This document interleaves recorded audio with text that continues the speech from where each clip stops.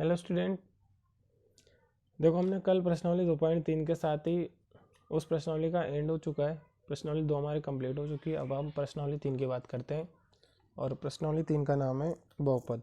ठीक है, बहुत ज़्यादा काम आने वाली प्रश्नावली है। अभी 10th क्लास में मैं बहुपद ही पढ़ा रहा हूँ, सेम एक जैसा ही काम है, बस उसमें थोड़ा सा लेवल ज़्यादा है। आप लोगों के बहुपद बिल्कुल बेसिक से शुरू होने वाला है, तो अच्छे से ध्यान देना क्योंकि 10th में भी काम आने वाली है। तो देखो मैं शुरू करता हूँ। बहुपद कहते किसको है? तो देखो इससे पहले मैं एक दो चीज़ें समझा देता हूँ। देखो एक चीज़ तो एक होता है चर, है ना, और एक होता है अचर। चर अचर किसको बोलते हैं? तो जिनके मान फिक्स नहीं होते हैं, एक्स वाई जेड इस तरीके से कुछ ए बी सी वाले मान, क्योंकि एक्स का मान हमें पता थोड़ी कितना होता है, तो ये सब तो चर के अंदर आते हैं जिनका मान बदलता रहता है ना, वेरिएबल बोलते हैं इनको। और अचर कांस्टेंट क्या होते हैं? जिनका मान बदलता नहीं है, जैसे 1 2 3 4 5। अब एक्स 5 कहीं भी आएगा तो उसका वैल्यू 5 ही होगा। देखो जहाँ भी आएगा कि वो वही वाला 5 है जो 4 और 6 के बीच में वाला आता है, इस तरीके से, है ना। और इस तरीके से सब संख्याएं क्या होती है? अचर होती है। अब कभी इन दोनों का यूज करके, चर और अचर का यूज करके कोई ऐसे एक एक्सप्रेशन बनाया जाता है, जैसे x+1, ये बीच इनके बीच में, चर और अचर के बीच में प्लस या माइनस से जो भी एक्सप्रेशन बनेगा उसको क्या कहते हैं? बहुपद कहते हैं। जैसे x+1 बोल दिया, ये भी एक बहुपद है।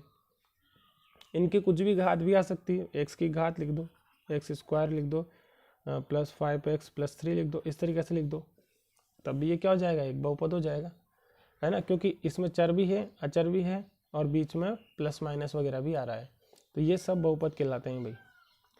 अब बहुपद के बारे में आपको कुछ बातें हैं जो आनी चाहिए। देखो क्या क्या, एक तो बहुपद में कौन सा चर है ना भाई, चर x में है या y में है, और चर है तो कितने चर हैं? बहुपद के अंदर एक से ज़्यादा चर भी हो सकते हैं भाई, जैसे इस तरीके से x² + y³ 3 + 2x + 2y + 3 = 0। इस तरीके से जी बराबर इसमें नहीं आता है, बराबर समीकरण में आता है। ये लो एक बहुपद हो गया जिसमें दो चर है, x भी और y भी है, ठीक है ना। तो आपको पता करना है कि चरों की संख्या। पहला सवाल ही यही है हमारा 3.1 का, कि किस बहुपद, उन्होंने बहुत सारे बहुपद दे रखे हैं हमें और पूछा कि कौन से वाले में कितने चर है, ऐसा पूछा है। चरों की संख्या ज्ञात कीजिए। तो जो हमारा सवाल बनता है बहुपद के अंदर वो आता है, एक तो आता है चरों की संख्या है, कि चरों की संख्या बताओ। बहुपद दिया जाएगा, पूछा जाएगा कि चरों की संख्या बताओ इसमें, ठीक है। दूसरा क्वेश्चन आता है गुणांकों का, है ना, x² का गुणांक कितना है, y का गुणांक कितना है, या जैसा बहुपद दिया जाएगा उस हिसाब से पूछा जाएगा अपन से, ठीक है। एक पूछा जाएगा कि कौन सा बहुपद है और नहीं है। कुछ बहुपद नहीं भी होते हैं, जैसे मैं बताता हूँ, एक बार पहचान लिख देता हूँ मैं यहाँ पे, पहचान। अभी मैं ये सिर्फ इतना सा बता रहा हूँ कि क्वेश्चन क्या क्या बनते हैं बहुपद में, ठीक है ना। तो चरों की संख्या का क्वेश्चन बनता है, गुणांकों का क्वेश्चन बनता है, और एक पहचानने का क्वेश्चन भी बनता है कि बहुपद कौन सा है और कौन सा नहीं है। तो आप कहोगे गुरुजी भाई नहीं वाला कौन सा है क्या? तो ये नहीं है, जैसे मैं बताता हूँ। क्या ध्यान रखना है कि घात जो है वो घात कैसी होनी चाहिए? पूर्णांक होनी चाहिए और धनात्मक। पूर्णांक धनात्मक का क्या मतलब हुआ, या धनात्मक पूर्णांक का क्या मतलब हुआ?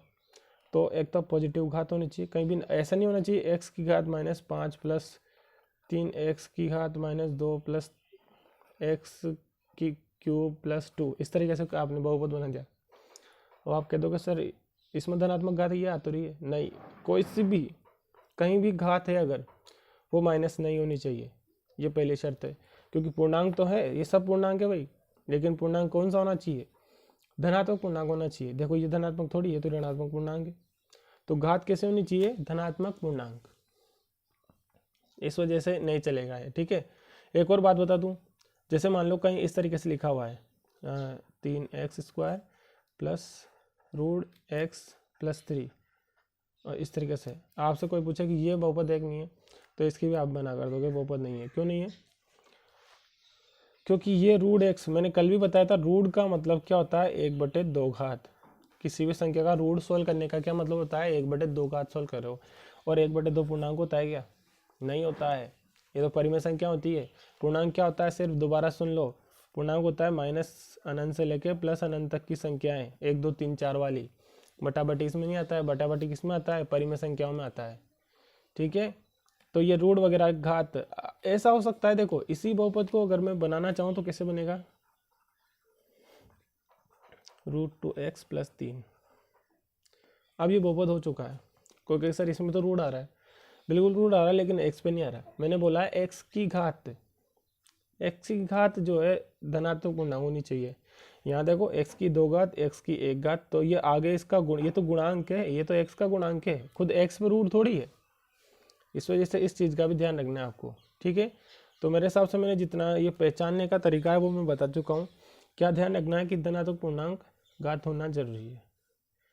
आ गया होगा समझ में। अब गुणांक क्या होते हैं, दूसरी बात बताता हूँ मैं। गुणांक, ये गुणांक तो बहुत आज सिंपल है। गुणांक में क्या है, आपसे पूछा जाएगा एक बहुपद देके, जैसे मान लो यही बहुपद ले लो, इस बहुपद में x² का गुणांक बताओ, तो देख लेंगे x² का गुणांक में कितना लिखा हुआ है, 3 लिखा हुआ है, तो बस x² गुणांक कितना हो गया, 3। आपसे कोई पूछे कि x का गुणांक बताओ, तो आप क्या कर दोगे, x के गुणांक में कितना लिखा हुआ है, √2, तो आप √2 बोल दोगे। ठीक है ना। तो गुणांक पहचाना तो बहुत आसान है। तो मैं यहाँ पे एक नोट लिख रहा हूँ, वो नोट आपको कॉपी में नोट कर लेना है। और वो नोट क्या है, देखो बहुपद की पहचान वाला लिख रहा हूँ और कुछ भी नहीं है। बहुपद जो कि भी बता चुका हूँ ना, बहुपद की पहचान। आपसे कोई पूछे कि कौन सा बहुपद है और कौन सा नहीं है, तो आपको क्या करना है वो बता रहा हूँ। तो बहुपद की पहचान कैसे करते हैं कि चर, कोई से भी चर में हो, x में हो सकता है, y में हो सकता है। मैंने x y वाला नहीं बताया तो y वाला देख लो इस तरीके से। ये भाई y² ये y² + 2y + 3, अब ये y में बन गया। ये तो x y तो चेंज होते रहेंगे भाई, है ना। तो जिस भी चर में, किसी भी चर में चर की घात जो है वो कैसे होनी चाहिए, धनात्मक पूर्णांक होनी चाहिए। इस वजह से बोलता था मैं कि पूर्णांक, पूर्ण संख्याएं, इनको आप एक बार अच्छे से याद कर लो ताकि कहीं नाम आए ना तो दिमाग इतना दौड़ाना नहीं पड़े कि होता क्या है, धनात्मक पूर्णांक क्या होता है। चर की घात कैसे होनी चाहिए, धनात्मक पूर्णांक होनी चाहिए। ये लो, ये पहचान का तरीका है। ठीक है, तो मेरे ख्याल से इसकी जो जनरल बातें हैं वो, एक बहुपद की घात और बता देता हूँ मैं। चलो ये आपके शायद पता नहीं है, जाना नहीं है, पर मैं बता देता हूँ। चलो बहुपद की घात, बाकी तो वो कॉमन सेंस से आने वाली बातें हैं। कोई कह दे कि सर आपने चर तो लिखा है ना कि चरों की संख्या कैसे पता करेंगे, और उसमें दिख जाएगा क्लियर, एक्स दिख जाएगा, वाई दिख जाएगा, कोई बड़ी बात नहीं है, उसको लिखाने से कोई मतलब नहीं है। ठीक है, बहुपद की घात। तो यहाँ आपको एक बात ध्यान रखनी है कि चर की अधिकतम घात, अधिकतम घात ही बहुपद की घात होती हुई। ठीक है, जैसे कोई आपसे बोल दे कि ये हमने एक आपको बहुपद दे रहे हैं, इस तरीके से ये बहुपद है। ठीक है, आपको पूछा जाए कि इस बहुपद की घात बताओ। ठीक है, तो आप बहुपद की घात क्या बता दोगे, पहले तो कौन सा चर में बहुपद है, तो x में, देखो सब जगह x है, x चर में बहुपद है ना। आपसे कोई पूछे कि इसमें चरों की संख्या कितनी है, तो चरों की संख्या सिर्फ एक है और वो क्या है, x है। कोई नहीं कहता सर x³ अलग है, x² अलग है, x अलग है, वो पद अलग है, उसमें पदों में गिनते हैं उनको। ठीक है ना, चर तो कहला x ही है, तो चरों की संख्या तो होगी पहली बात तो 1, और घात कितनी हो जाएगी, तो मैक्सिमम देखो अधिकतम घात कितनी है, 3, तो ये 3 घात का बहुपद है, ये बात बोल देंगे हम। ठीक है ना, ये इसका नोट ही है। तो चर की घात कैसे होनी चाहिए, धनात्मक, ये पहचान का तरीका है। अब देखो प्रश्नावली 3.1 पर आ जाओ सीधा, ज़्यादा इसमें रुकने से कोई मतलब नहीं है।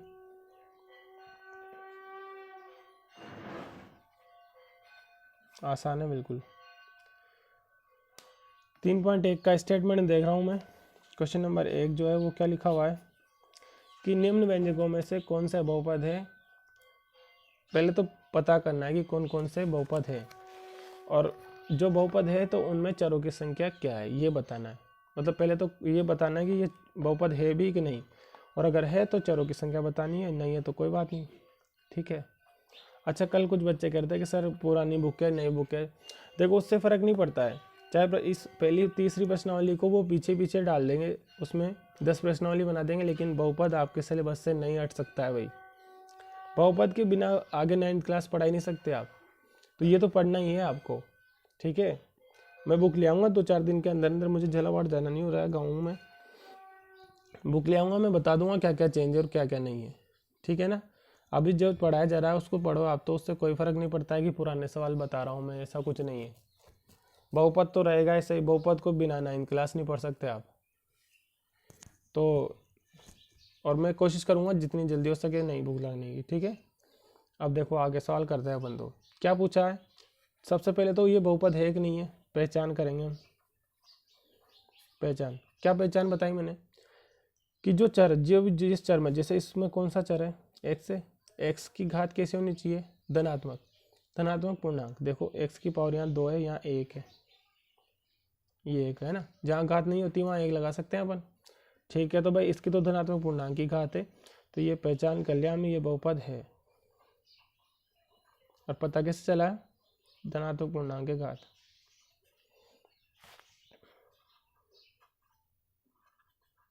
ये सब कॉपी में लिखना है आपको, ये पहचान जो मैंने यहाँ लिखा है ना, ये सब आपको नोट करना है, वहाँ पे नोट लिख के लिख लेना इनको।